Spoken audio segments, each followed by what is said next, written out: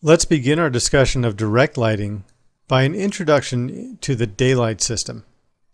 The DayLight system is used to light exterior scenes or interior scenes that are illuminated by daylight, as the name would imply.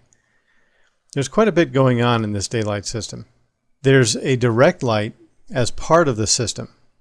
We've talked about direct light as being a light that comes directly from a light source and traveling to a surface. Direct light is certainly a part of this system, but in this case, the direct light we're referring to is a type of light. It's a light that casts light rays that are parallel from a circular source.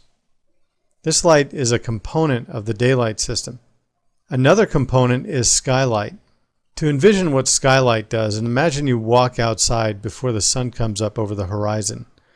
You can still see clearly that there's light that allows you to see where you're going and what's going on. That's because part of the natural daylight is light that is reflected and scattered by the atmosphere from dust and water vapor coming from the sun that's below the horizon. Another component that isn't part of the light directly is a positioning control for the sunlight. This is the compass. This object allows us to determine the position of the sun based on the time of day, the date, and the location on Earth. Now, there are other activities that occur because of the fact that we've placed the DayLight system in our scene. One of them is the inclusion of a physical sky map in the environment. This is a texture that gets placed in the background of our scene and generates the illusion of a physically accurate sky background. This can simulate a blue sky and a hazy sky. For example, if it's early in the morning and the sun is just coming up, you'd have a pinkish horizon. That is a component of the physical sky that gets created automatically when you place a DayLight system in your scene.